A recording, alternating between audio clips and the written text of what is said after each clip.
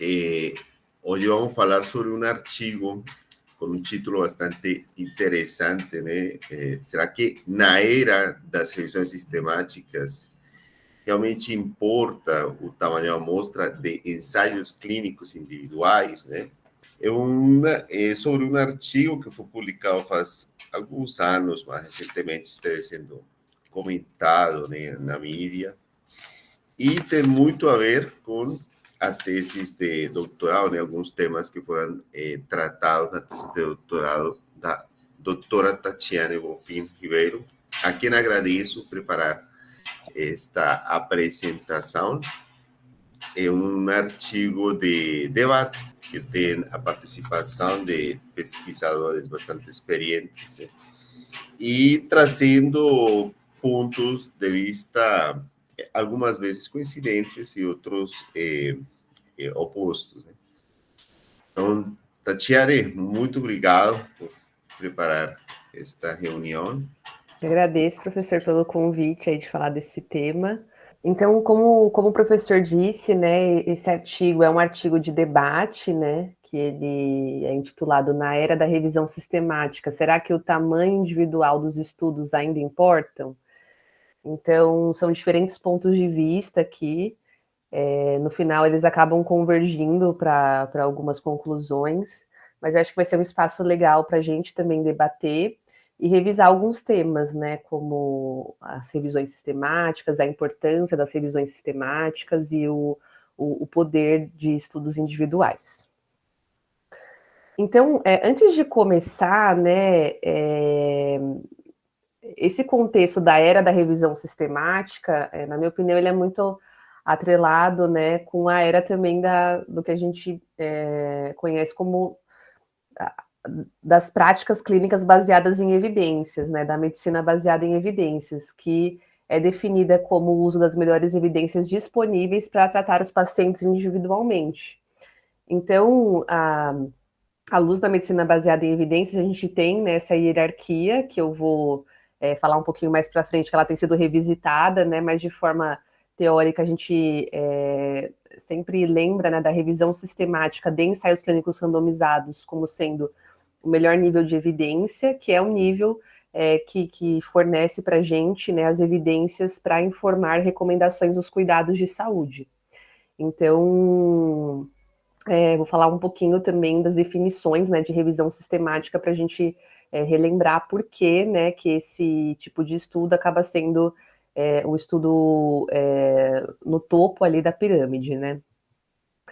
Então, hoje a gente não gosta muito mais de falar dessa pirâmide tradicional como a que eu mostrei para vocês, que é essa aqui da esquerda, né, onde a gente tem os estudos estáticos ali, né, em cada estrato da pirâmide.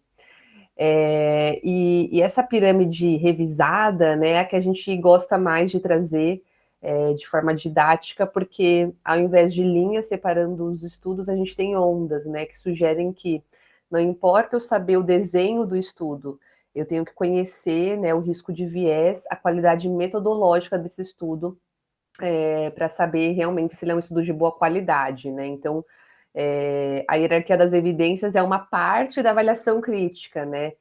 Beleza, o estudo é um ensaio clínico randomizado, ponto positivo, mas será que ele é um estudo com baixo risco de viés? Então, a gente tem que se valer de outras ferramentas para olhar a qualidade desses estudos. E aí, nesse contexto, né, a revisão sistemática, barra meta-análise aqui, né, nessa figura, ela sai do topo da pirâmide, né, ela está saindo aqui, para ser, na verdade, uma lupa que vai olhar para esses estudos individuais, porque a revisão sistemática nada mais é, né, do que um conglomerado de estudos que responde a uma pergunta específica. Então, até os autores, né, que idealizaram essa nova pirâmide, é o estudo de 2016, eles falam que a revisão sistemática e a meta-análise são lentes no qual a gente amplia, né, essa evidência ali para aplicar no cuidado do paciente. Então, essa, mais uma vez, voltando, né, naquele princípio da medicina baseada em evidências, que não basta, né, a gente ter as melhores evidências, mas a gente tem que olhar para os nossos pacientes individuais. Será que aquilo se aplica, né, aquele cuidado individual? Vocês estão me ouvindo bem? Tá ótimo, Tatiane, pode continuar. Então tá bom. Então, eu trouxe essa figura aqui que eu encontrei em um trabalho, né, de revisão, que ela ilustra os principais passos aqui de uma revisão sistemática, né, que é basicamente essa ideia do filtro, né. Então, nós temos diferentes estudos publicados em diferentes bases de dados, em diferentes revistas, e para responder a uma pergunta específica, a gente tem que fazer um filtro. E aí o primeiro passo, né, é uma busca bastante extensa na literatura. Então, para ser uma revisão sistemática, padrões de alto nível, como padrões Cochrane, né, que é a principal organização que hoje elabora revisões sistemáticas e pensa em guidelines, né, para fazer isso metodologicamente, todos os tipos de evidência deveriam ser buscados para responder aquela pergunta de pesquisa. De forma mínima, principalmente para revisões de estudos de intervenção, né? A gente pensa que as bases mínimas são o Medline, que é a base que a gente busca, né, quando a gente usa o PubMed, por exemplo. O Embase, que é uma base que tem muitas publicações, né, muitas revistas europeias. A Cochrane Library, que é uma base que tem tanto revisões sistemáticas quanto ensaios clínicos e também protocolos de ensaios clínicos. E, no mínimo, essas três, né? Mas a gente sempre diz que para ser uma revisão sistemática raiz, digamos assim, né, a gente deveria buscar até literatura cinzenta, até estudos não publicados, né? Eventualmente bases de pré-print, registros de protocolo, o que na prática muitas vezes não se torna viável, né, pela questão do volume. Mas a ideia é fazer uma busca bem abrangente da literatura. Depois dessa busca, filtrar esses estudos a partir de uma triagem de título e resumo. Isso, de preferência, tem que ser de forma cega, né? Então, 2 pesquisadores, no mínimo, vão avaliar aquelas evidências para buscar o que tem a ver, né, com nossos critérios de elegibilidade. Depois é feita uma leitura do texto completo, também por 2 pesquisadores. E aí sim que depois que, né, esses pesquisadores entram num consenso ali, ou a partir da avaliação de um terceiro revisor, que a gente tem os estudos selecionados. E a partir desses estudos selecionados, nós extraímos os dados também com 2 ou mais pesquisadores. A extração de dados, idealmente, né, ela também é feita, né, em duplicata, e ao final dela, a partir dos dados da extração da revisão sistemática, que a gente pode, por exemplo, gerar uma meta-análise. Então, a meta-análise nada mais é, né, do que um resumo quantitativo dos dados de uma revisão sistemática. Então, eu trouxe aqui também para a gente relembrar, né, como que a gente lê uma meta-análise, como que a gente lê um gráfico de forest plot. E aí tem um artigo bem intuitivo, assim, que foi publicado em uma das revistas do grupo Nature, que ele nos ajuda a explicar um pouco, né, de como ler um gráfico de forest plot, que é o gráfico principal aqui, né, do produto de uma meta-análise, como consequência, né, do resultado de uma revisão sistemática. Então, aqui na meta-análise A, né, que esse artigo trouxe, ele traz uma meta-análise que tem como desfecho, né, um desfecho quantitativo aqui, uma diferença, né, de médias, tá? Então, cada uma das linhas da meta-análise vai ser um estudo. Então, o estudo 1 tem uma média, tem um desvio padrão e tem um total de participantes. Isso para cada um dos grupos, né? Então, a gente tem que lembrar que as meta-análises, elas, principalmente, elas comparam, né, intervenções. Então, é uma pergunta pico tradicional, né, digamos assim, onde a gente tem a população, a intervenção, o comparador e o desfecho. Então, sempre tem 2 grupos, né, na meta-análise, o grupo que a gente está testando e o grupo comparador, e para cada um desses grupos a gente vai ter os resultados, né, para aquele desfecho específico, e aqui, nesse caso, um dado quantitativo, né, de média. E aí, todas as revisões sistemáticas também têm esse peso, que até a gente vai falar um pouquinho mais, né, de como esse peso é construído, mas basicamente ele está bem relacionado, né, ao tamanho amostral e ao número de eventos. Então, quanto maior, né, o N de um estudo e o número de eventos de um estudo, maior vai ser o peso dele na meta-análise. Então, por exemplo, o estudo 4 aqui, olha, ele tem 57 participantes em cada braço, então ele é um estudo que tem 42%. Então, vejam só, não por acaso o quadradinho desse estudo aqui é maior, porque o peso dele é maior. Então, isso também fica demonstrado aqui visualmente, né, no gráfico. Bom, voltando aqui, né, ao gráfico, então. Como eu disse, cada linha é um estudo. E cada estudo ele vai ser representado aqui no gráfico. Então, esse gráfico vai representar aqui a média, né? No caso, que é o desfecho aqui, que ele está avaliando, e o intervalo de confiança vai ser a linha. Então, quanto maior a linha, mais amplo o intervalo de confiança, né? A mágica da meta-análise, a mágica da revisão sistemática é que, a partir dos dados de 4 estudos, né, nesse exemplo aqui, ele está gerando um sumário de recomendação, diamante, né? Então, a partir desses 4 estudos, a gente está concluindo de forma quantitativa qual que é o resultado, né, desses estudos aglomerados, digamos assim, né? Então, o diamante ele nos dá o resultado quantitativo dessa meta-análise. E é por isso que, né, a meta-análise acaba sendo o topo ali da pirâmide das evidências, porque ao invés de eu olhar para por exemplo, ensaio clínico randomizado, eu vou estar olhando para um conjunto de ensaios clínicos que respondem à mesma pergunta de pesquisa. E esse conjunto que nos dá uma medida sumária, né, como essa, que nos ajuda ali na tomada de decisão na prática clínica. Então, essa que é a mágica, né, da gente pensar em usar esse tipo de evidência, né, como o melhor nível, assim, porque a gente tem o resultado ali do que existe, né, de disponível hoje na literatura.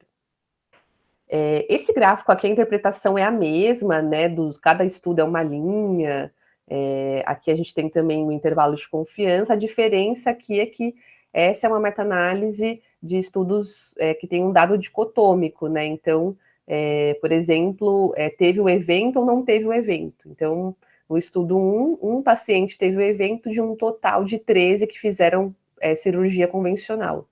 Nesse estudo 2, nesse estudo 1 ainda, desculpa, 2 pacientes tiveram um evento num total de 14 que tiveram a nova cirurgia, né? Então, aqui também é possível fazer meta-análise desse tipo de desfecho, né? Que a gente vai estar gerando no final uma medida relativa, né? O risco relativo. A ideia do peso é a mesma, tá? Quanto maior o número de eventos, maior o tamanho amostral, maior o peso, e aí ele está explícito aqui também no tamanho, né, do quadradinho, e não por acaso, muitas vezes, né, os quadradinhos que são maiores têm intervalos de confiança menores, porque quanto maior o estudo, maior a precisão, né, a gente vê que os intervalos de confiança são naturalmente mais estreitos, né. Além disso, quando a gente olha para uma meta-análise, né, a gente também tem que olhar para o I quadrado e para essas medidas aqui que avaliam, né, a heterogeneidade da meta-análise. Então, normalmente são medidas que a gente consegue capturar ali se existiu ou não uma grande heterogeneidade entre os estudos em relação ao número de desfechos e, enfim, entre eles, né? Aí o I quadrado aqui, quanto mais próximo de zero, mais confiável o resultado, menor a heterogeneidade, né? E os resultados distantes, né, de zero, acabam sendo um pouco, a gente tem que avaliar meio que individualmente, assim, então, normalmente acima de 50%, alguns pesquisadores consideram que é uma grande heterogeneidade, mas isso acaba variando bastante na literatura, né, e eu acho que vai depender bastante também da pergunta de pesquisa. Mas é interessante usar também, né, essas métricas do I quadrado como uma forma da gente ver também o quanto que esse resultado está sendo confiável, o quanto eventualmente a gente não tem populações, né, que estão misturadas ali que podem estar enviesando o resultado, tá? Então, acho que é interessante relembrar, né, esses conceitos de meta-análise para a gente relembrar da importância da meta-análise para a tomada de decisão, que eu acho que acaba sendo o coração também desse artigo aqui. E aí, como o professor disse no começo da reunião, eu tive algumas experiências com esse tipo de discussão, assim, ao longo da minha tese, né? Então, esse daqui é um forest plot do nosso terceiro artigo da tese, que a gente avaliou os ensaios clínicos randomizados publicados, né, sobre hidroxicloroquina para o tratamento da Covid-19. Então, a gente acabou fazendo esse forest plot, não era o objetivo principal do estudo, mas a gente fez esse forest plot que ficou até bem parecido com outros já publicados, né, que existem muitas revisões sistemáticas sobre esse assunto, mas é só para ilustrar para vocês aqui também o quanto que é interessante quando a gente vê aqui a questão do peso dos estudos, né, então, quando grandes estudos foram publicados, vejam só, esse estudo Recovery, que é o principal, né, ele tem mais de 5.000 aqui participantes, né, ele representou 71% do peso de toda essa meta-análise aqui, então, com certeza, os resultados desse estudo estão impactando 71%, né, mais o resultado final aqui do diamante. Então, é interessante a gente ver aqui essa meta-análise, que é um dos produtos lá da minha tese, mas que mostra para a gente, né, os resultados para o desfecho morte, né, de hidroxicloroquina para a Covid-19. Então, vejam só que o risco relativo ficou 1,09 no diamante aqui, sendo que ele passa pela nulidade, né, bem próximo do 1. Então, a gente entende aqui uma ausência de efeito, até um efeito de aumento de risco bem baixo, né? Mas bem de acordo com outras revisões sistemáticas já publicadas, né? Esse não era o objetivo principal do estudo. O nosso objetivo principal nesse estudo foi fazer uma avaliação metodológica mesmo daquelas evidências, né? Então, quando a gente vê, né, a precisão dos estudos ao longo do tempo, a gente vê um fenômeno bastante interessante. A linha azul aqui é a linha que tem todos os estudos incluídos no Forest Plot anterior, incluindo os grandes ensaios clínicos. Então, a gente vê que o erro padrão nos primeiros estudos era em torno de 0,6, e aí quando o Recovery e o Solidarity foram publicados, mais ou menos na mesma época, ali em outubro de 20, ficou muito próximo de 0. Então, os estudos já estavam super precisos, assim, depois de outubro, nos sugerindo o quê? Que novas evidências depois de outubro de 20 não mudariam a história, né, dessa dúvida de pesquisa. Será que a hidroxicloroquina funciona para a Covid-19? Será que a hidroxicloroquina reduz mortalidade por Covid-19? Então, teoricamente, depois da publicação desses estudos, essa pergunta já tinha sido vencida na literatura, digamos assim, né? O que nos mostra que, eventualmente, muitos estudos poderiam ter sido evitados, pacientes poderiam não ter sido recrutados, né, expostos a essa intervenção que não se mostrou eficaz, né, depois desse período aqui. E certamente, né, recomendações de sociedades médicas, políticas públicas deveriam ter sido revistas, né, nesse período aqui, quando já se tinha, né, uma medida bastante precisa do efeito da hidroxicloroquina na redução da mortalidade nos pacientes com Covid-19. E aí o interessante desse gráfico aqui é que a gente faz um exercício se a gente excluísse os grandes ensaios clínicos. Então, se a gente excluísse aqueles dois que foram os maiores, né, principalmente o Recovery, a gente teria uma redução muito mais gradativa, né, do erro padrão. Então, essa evidência teria essa concepção, né, essa conclusão teria sido feita apenas próximo ali de novembro de 21, sendo o erro padrão próximo quando a gente teria a medida dos dois estudos, né? Então, uma medida mais, uma descida mais gradual, assim, né, da imprecisão, digamos assim. E aí isso se conversa bastante com um gráfico que a gente também fez de número de pacientes e número de eventos. Então, Na linha azul aqui, a gente tem o número cumulativo de pacientes nos 2 estudos. Mas vejam só a linha azul tracejada. Quando eu excluo aqueles 2 estudos, o número de pacientes diminui bruscamente, né? O que a gente, né, estaria correlacionando aqui com a redução também da precisão.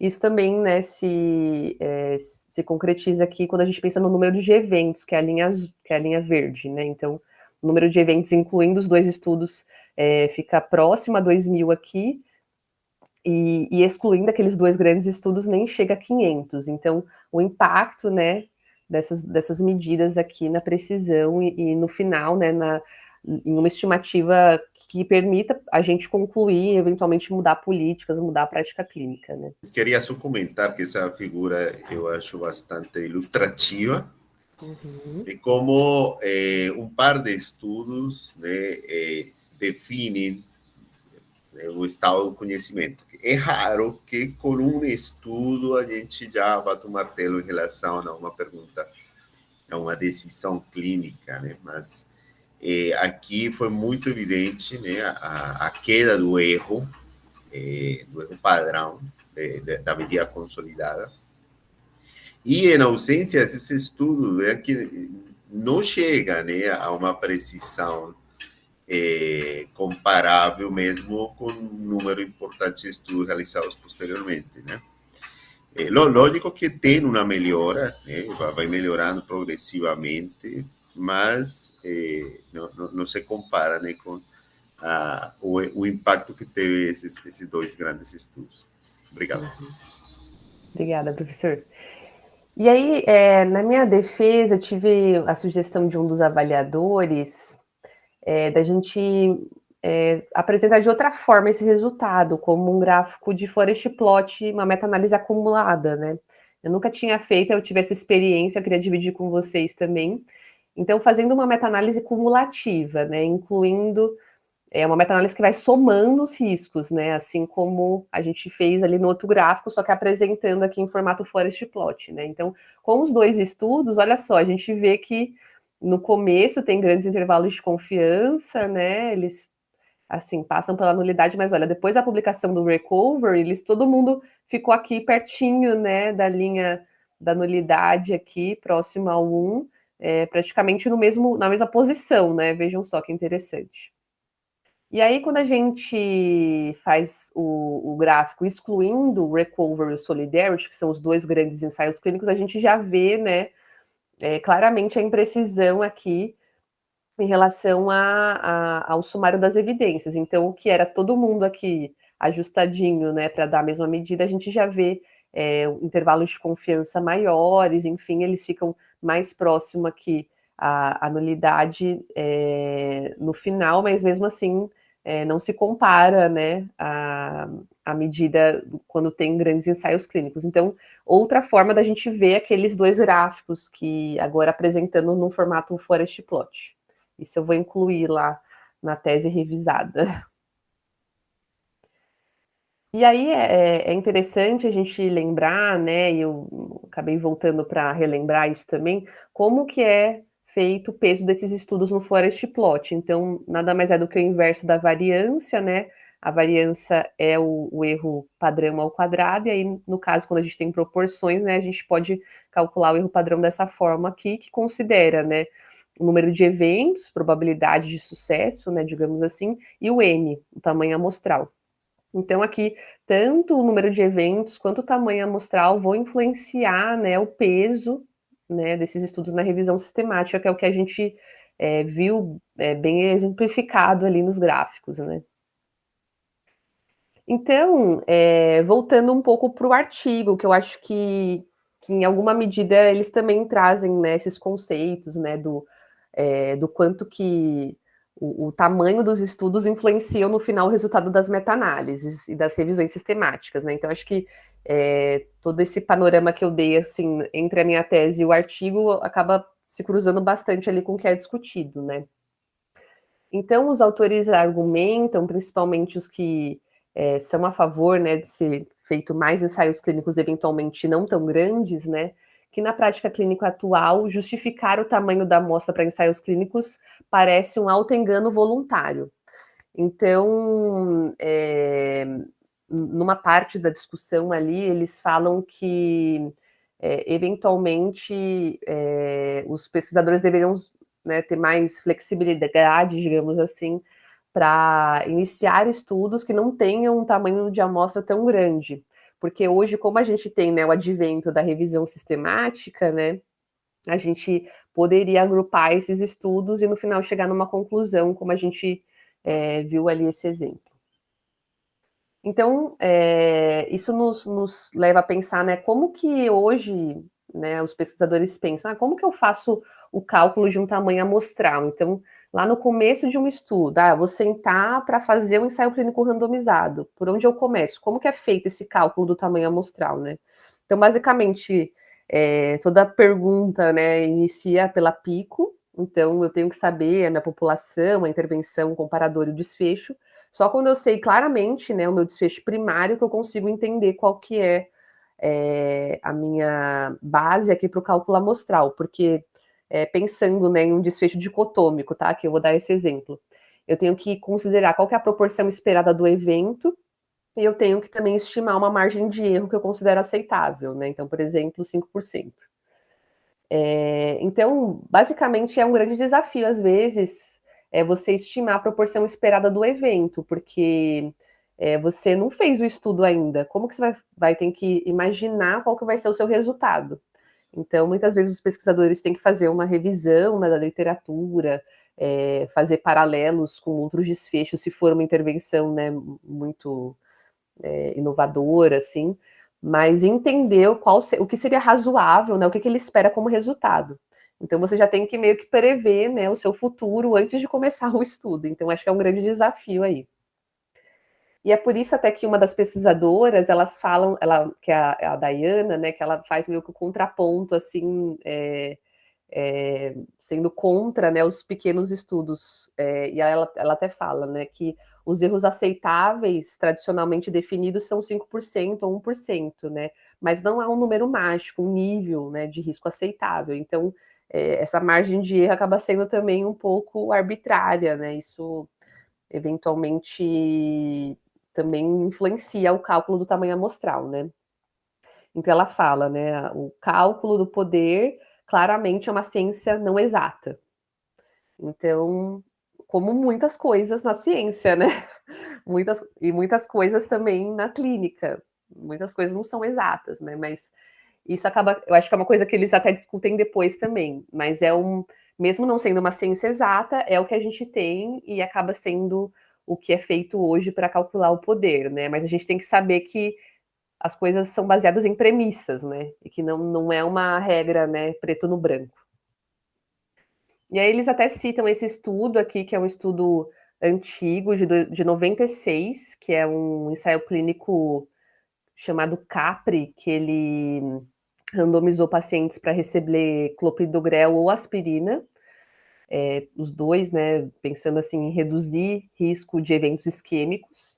E aí eles recrutaram mais de 19 mil pessoas, então um estudo enorme, né? E aí eles concluíram, né, que a terapia com clopidogrel reduziu, né, esse evento de risco de eventos isquêmicos, que é um desfecho composto, né, de AVC, infarto agudo e morte vascular, em 8,7%. Até os autores falam que quando a gente vai ver intervalo de confiança, o valor mínimo aqui ficou bem próximo, né, do zero, 0,3%. Então, mesmo estudos super grandes, né, tem esse desafio também, porque a depender do desfecho que você escolhe, que você vai ter que seguir os pacientes por muito tempo, se são desfechos, né, que demoram para acontecer. Dois, que eventualmente, mesmo com um número grande, né, de pacientes, você tem esse risco de de ter um desfecho talvez inconclusivo, né? Imagina para estudos pequenos, se você, dependendo do seu desfecho, você não consegue concluir nada, porque você não teve poder o suficiente, teve poucos pacientes para que aquele desfecho fosse representativo, né, da sua amostra. Então, esse estudo aqui eles usaram para ilustrar um pouquinho dessa incerteza que pode acontecer mesmo com estudos muito grandes, né? E aí eles falam que desfechos compostos podem levar a interpretações equivocadas E aqui é legal citar, né, o estudo que o professor publicou, que é uma ferramenta Baco, né, para avaliar o risco de viés de desfechos compostos. Então, acaba sendo uma ferramenta, né, que é possível utilizar ali para a gente tentar minimizar essas interpretações equivocadas, né? Mas, basicamente, o desfecho composto é esse desfecho, né, que tem diferentes componentes. Então, por exemplo, aquele desfecho do artigo é um exemplo de desfecho composto, né, onde ele inclui AVC, isquêmico, ou infarto agudo, ou morte cardiovascular, ou um ou outro, para compor um desfecho de evento isquêmico. Então, esse foi um exemplo de desfecho composto aqui. Então, os autores levantam, né, essa preocupação, assim, que eventualmente esses desfechos compostos podem levar a intervenções equivocadas, né? E aí, outra questão é dos desfechos intermediários, ou surrogate endpoints, né, desfechos substitutos, onde é bem comum a gente ter esses desfechos, por exemplo, para doenças crônicas, né? Então, para diabetes, por exemplo, é muito comum a gente ver o desfecho de glicemia em jejum, hemoglobina glicada. Medidas laboratoriais como essas são medidas que nem sempre estão correlacionadas com desfechos duros para o paciente, né? Então, para diabetes, por exemplo, o desfecho mais duro seria, por exemplo, a redução de um risco de cegueira, redução de risco de evento cardiovascular. Então, desfechos clinicamente relevantes seriam esses. Só que a gente sabe que na prática, uma doença crônica como diabetes, para eu fazer um estudo para ter um número relevante de desfechos, para tirar uma conclusão, por exemplo, de um novo medicamento com esses desfechos, são desfechos que demoram para acontecer na vida da pessoa, teria que ser um estudo muito longo. Então, ao mesmo tempo que a gente sabe que esses desfechos são surrogate, né, são substitutos, algumas vezes eles são necessários para a gente tomar decisões ali a mais curto prazo. Mas bem importante continuar seguindo esses pacientes para que a gente tenha esses desfechos centrais. Então, basicamente, a gente tem a doença aqui. Eita. E o desfecho intermediário, que é um desfecho que está entre a doença e o desfecho importante, que é o desfecho centrado no paciente. E aí, o desfecho intermediário, normalmente, ele é uma medida laboratorial, um exame de imagem, que ele tem essa possibilidade de prever o desfecho duro. Então, algumas vezes o desfecho laboratorial, o exame de imagem, está diretamente correlacionado com o desfecho importante, mas isso não é uma regra. Até na oncologia, quem trabalha com câncer deve ter visto os estudos de novos medicamentos, né, que avaliam sobrevida livre de progressão, por exemplo. O desfecho de sobrevida livre de progressão é um desfecho intermediário, é um desfecho substituto, porque a progressão você mede a partir de um exame de imagem. Então, por exemplo, câncer de pulmão, você vai fazer um exame de imagem, vai medir algumas lesões-alvo ali, né, antes do início do tratamento, e vai seguir esse paciente ao longo do tempo. Esse paciente, ele vai também, né, fazer o exame de imagem no final do tratamento e você vai ver se as lesões diminuíram ou aumentaram. Então, é com base em diâmetro de lesão que você vai falar se o paciente progrediu ou não, teve uma progressão da doença ou não. Então, mesmo sobrevida livre de progressão, que é um desfecho super comum, assim, em oncologia, é um desfecho intermediário, e alguns autores criticam, né, porque nem sempre, nem todos os cânceres, esse desfecho está correlacionado, por exemplo, com a morte, que é o desfecho principal, né? O paciente, muitas vezes, o que é mais importante para ele não é saber se ele vai progredir ou não, é saber qual que é o tempo de vida dele, né? Então, é interessante a gente ver que mesmo desfechos que parecem duros, né, se eles têm como base imagens laboratoriais, eventualmente eles estão sujeitos a essa interpretação assim também. E aí os autores dizem, né, que a experiência que eles têm, que um grande número de estudos clínicos são abandonados. Então isso é muito sério, né, e aí entra um pouco numa discussão, né, que se fala em desperdício em pesquisa, né, que eventualmente a gente sabe que alguns estudos são abandonados, alguns não chegam a ser publicados, e E tudo isso leva, né, a lacunas ali que poderiam ser preenchidas, mas que não são, né? E aí, os autores se perguntam, né, será que as próprias agências de financiamento em pesquisa, elas não deveriam rever a forma, né, que elas olham para novos ensaios clínicos, para, por exemplo, financiar um estudo, né? Então, até eles sugeririam, né, que as agências de fomento também repensassem, né, essas questões de poder não estarem estritamente associados com financiamento, né? Então, elas sugerem que, ao invés de dizer assim, será que esse estudo ele tem poder suficiente, né, para responder à questão primária, ao desfecho primário, eles sugerem que se faça outras perguntas, né? Então, qual que é a importância da questão que o pesquisador se propõe a abordar? Então, qual que é a importância daquela pergunta de pesquisa? Há outros grupos investigando a mesma questão ou questões similares? Qual que é o valor do financiamento do estudo que a agência está disposta a fornecer? E dentro dos limites que a agência está disposta a financiar, os pesquisadores se esforçaram ao máximo para incluir colaboração, maximizar o número de participantes que podem ser incluídos. Então, eles também fazem uma crítica, assim, à questão do fomento, né? Que a gente tem que pensar mais na relevância da pesquisa, nessa possibilidade também de colaboração, do que somente o estudo teve poder ou não teve poder. Eles também citam um pouco essa questão de critérios éticos, né? Então, eventualmente, o estudo é muito pequeno. Será que o paciente vai se sentir confortável de participar de um estudo que vai ser um dado que não vai ser conclusivo? Então, eles também citam um pouco essas questões, né, dos critérios éticos dos pacientes nos ensaios clínicos randomizados. E aí, o contraponto, um pouco, também fala dessa questão, né, de quanto mais ensaios clínicos eu tiver, mais evidências eu vou acumular rapidamente e mais eu vou conseguir ali alimentar a minha meta-análise para tirar uma conclusão mais precisa. Então, a linha de defesa ali, principalmente do Gordon Gaia, né, que é um dos principais pesquisadores aí nessa área de medicina baseada em evidências, revisão sistemática, é essa. Mesmo que a gente não tenha tantos estudos tão grandes, com grande poder, às vezes é melhor eu ter estudos menores, mas que eles permitam que essa evidência seja acumulada. Mas a outra pesquisadora, a Diana, fala, mas olha só, estudos muito pequenos, eles podem ser potencialmente enganosos. Então, aí é o contraponto, né? Principalmente porque eventualmente esses estudos eles vão mostrar um efeito moderado, que é o mais próximo da realidade. Então, pequenos estudos dificilmente vão conseguir mostrar.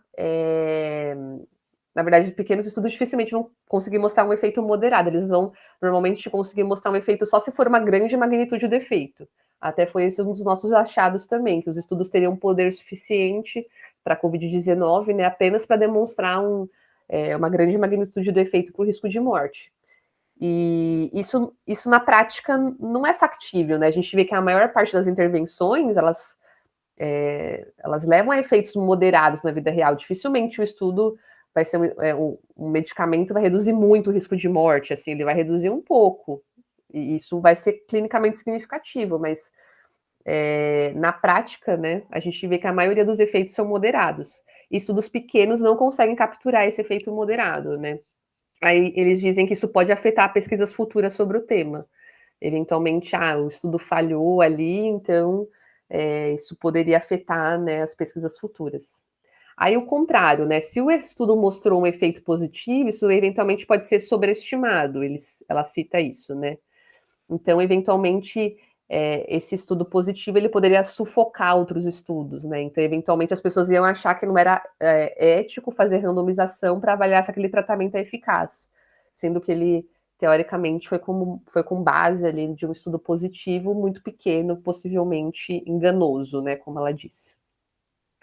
Aí a última crítica dela é que, eventualmente, muitos estudos pequenos, eles acontecem em um centro só, e isso teria uma validade externa limitada, né? Então, a generalizabilidade, não consigo falar essa palavra, gente. Para você generalizar, né, os resultados, não seria muito factível, porque normalmente estudos pequenos, apenas um centro. E aí o contraponto, né? O Gordon Guy, outro pesquisador lá, ele fala: não, a gente tem poucos casos em que pequenos resultados desestimularam outros estudos. Então, acho que tem estratégias para a gente lidar com essas situações. Então, ele fala: a gente não acredita que só porque teve um estudo pequeno, só porque teve estudo sobreestimado, outros pesquisadores não se movimentariam para responder mais aquela pergunta. Então, eles, no final, né, eles acabam concordando, assim, que o mais importante é minimizar os vieses do estudo e das revisões sistemáticas. Então, um melhor desenho, uma condução e relato dos estudos é central, assim como essa questão de fazer revisões sistemáticas e registrar protocolos. Eles até dizem que tudo isso já melhorou bastante, né? Então, por exemplo, para relatos de estudos, a gente tem, né, um repositório, que é o Equator Network, que tem várias ferramentas lá de guias de relato. Hoje tem se falado mais, né, de avaliação crítica de evidências, mas eles veem que essa educação continuada é muito importante. E aí é uma educação continuada não só, né, com os pesquisadores, com os clínicos, mas também com as agências de fomento, com os pacientes que vão participar desses estudos, né? Então, tentar realmente produzir evidências com melhor qualidade, mais rigor e com mais transparência é a chave ali. É isso, obrigada, gente. Excelente, Tatiane. Muito boa apresentação, muito interessante. Obrigado por trazer também resultados da tua pesquisa. Boa pergunta. Então, importa ou não importa o tamanho da amostra? O que você acha? Olha, eu acho que estudos muito pequenos, eles são enviesados, possivelmente, assim, mas eu não acho que estudos... Eventualmente, você vai começar um estudo, aí você vê, né, que para o seu desfecho específico, você vai ter um moderado efeito. E para você ter o efeito que você quer, você vai ter que recrutar muita gente, isso inviabilizaria a pesquisa. Eu acho que você deveria fazer o estudo. Então, acho que o meio termo seria o ideal, assim, pensar em colaborações para você ver como você pode melhorar, né, o número amostral. Mas até o que os pesquisadores dizem é não se limitar, se não conseguiu fazer um estudo tão grande, eu acho que é importante lembrar que em algum momento eles vão entrar numa meta-análise, que isso vai ajudar na tomada de decisão. Bom, então você acha que é importante considerar? Eu acho que é importante, mas não é a única coisa. Estou em cima do muro. Bom, eu vou dar minha opinião, né? Bom, lógico que vamos a escutar também os colegas, mas antes de colocar algumas considerações, né? Tenho o conflito de interesses que faz pouco postei uns vídeos de cálculo de tamanho da amostra, né, que eu fiz em espanhol. Uma oficina que eu fiz, né, faz pouco, então tenho esse conflito de interesse, né? É difícil falar mal de calcular o tamanho da amostra neste momento, né? Mas, bom, eu acho que o professor Gordon Guyatt e Edward Mills, eles colocaram uma série de, assim, falaram coisas que são subentendidas ou que acontecem na prática, que são problemas, e é que muitas vezes esse exercício de calcular o tamanho da amostra acaba sendo uma coisa meio enganosa, no sentido que dá para acomodar os parâmetros para finalmente chegar ao N que eu consigo atingir, né? E isso para ir atrás de financiamento, para justificar, né? Isso é uma coisa que quando a gente aprende a calcular, percebe o manipulável que pode chegar a ser esse cálculo. Então, essas coisas que eles falam são verdade, os argumentos que eles colocam são verdade. Mas eu acredito que eles caem no que se conhece como falácia non sequitur, né? Que quando as conclusões estão a conclusão que eles chegam de não é importante calcular o tamanho da amostra, não se suporta nesses problemas que eles comentam, né? Eu me identifico bem mais com a posição da Diana Elborn, porque ela levanta vários assuntos importantes, reconhece que existem desafios para que o laboratório mostra como definir qual seria a diferença, a magnitude de efeito relevante. Quer dizer, é desafiante? É. Mas nem sempre é impossível, né? Na pandemia, a gente viu ensaios clínicos que, para avaliar vacinas, e precisavam ter uma ideia de quantos pacientes iam precisar seguir, quantos eventos precisavam para chegar a conclusões, né? Então, tinha que haver algum planejamento para isso, né?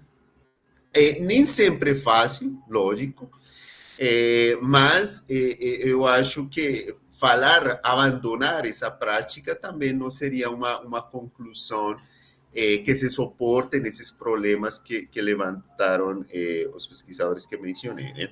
Também tem, por exemplo, a questão de futilidade, né? De fato, é um critério para parar um ensaio clínico e perceber que ele nunca vai ter o poder para identificar umas associações, né? Também existe esse critério que está fundamentado, né, na ideia também de qual é a magnitude, qual o poder que o estudo vai ter, né? Então, tem desafios. Eu não acredito que exista um problema ético no sentido de que eu acho que nenhum ensaio clínico oferece um paciente que neste estudo vamos resolver essa pergunta totalmente. Geralmente, pelo que eu conheço, né, os estudos falam que vai se contribuir, vai haver uma contribuição, etc., e que essa doença é importante, etc., etc. Tem também a questão dos viés de publicação que menciona a pesquisadora, né, Diana Elbur, que se você vai esperar a que apareça uma série de ensaios clínicos para fazer meta-análises, é altamente provável que existam vieses de publicação. Eu adorei a frase, assim, para mim a frase da semana foi uma que ela colocou que as revisões sistemáticas devem ser alimentadas, né, por ensaios clínicos, mas não substituir eles. Eu acho que é uma coisa muito interessante. Lembra na tua tese, né, Tatiana, você identificou que estava havendo mais revisões sistemáticas sobre o assunto do que ensaios clínicos, que é uma coisa curiosa, né? Estava havendo mais revisões sistemáticas do que ensaios clínicos. Então, eu acho que isso é uma coisa importante. Eu, pessoalmente, quero, antes de falar a última coisa, eu vou compartilhar uma experiência na qual eu participei em algum momento, e tinha uma pergunta no cuidado crítico sobre se o recrutamento alveolar ajudava nos casos de SARA moderada grave, né? No caso de síndrome de dificuldade respiratória aguda, né? SARA, né? A sigla em português. Pulmão de choque, né? E uma revisão sistemática muito completa, publicada em 2014, por um grupo que eu conheço, eu sei que eles capricharam muito em procurar ensaios clínicos, sugeriam um benefício. Só que esse grupo liderado pelo Hospital do Coração, por equipe de pesquisa do Hospital do Coração, aqui a primeira autora é a doutora Erika Susumura, mas aí está o Alexandre Cavalcanti, né? Estava trabalhando em um estudo para resolver essa pergunta, mas antes deles desenvolver seu estudo, fizeram uma revisão sistemática que sugeria um benefício. Eu lembro ter escutado pesquisadores muito experientes falando que para eles não havia dúvida do benefício da intervenção, né? De fato, você vê aqui, né, a medida sumária sugeria uma redução da mortalidade intra-hospitalária, né, de 16%, né? Mesmo assim, o estudo já tinha iniciado, era um estudo multicêntrico, e aí os pesquisadores justificaram que não, mas era necessário, etc. no momento, eu senti que estava meio forçadinha a justificativa de continuar com o ensaio clínico, mesmo que a revisão sistemática estava sugerindo um benefício, meio que a justificativa de que as múltiplas comparações, etc., que o desgaste do alfa, eu achei meio forçadinho a necessidade de continuar, mas mudei de opinião depois, porque o estudo no qual eu tive a oportunidade de participar, que é o estudo ART, demonstrou que a intervenção que estava sendo avaliada e que parecia ter benefícios na revisão sistemática, a verdade estava associada com uma maior mortalidade, né? Que é aquela de recrutamento alveolar e titulação da PIP, né? Aqui temos a mortalidade acumulada, né? O hazard ratio dá um aumento de 20% nesse hazard, né? Então, foi algo contra, né, essa revisão sistemática. Este artigo está publicado em JAMA, um artigo de muito impacto. Acho que está tendo mais de 100 citações por ano, mais ou menos, esta publicação.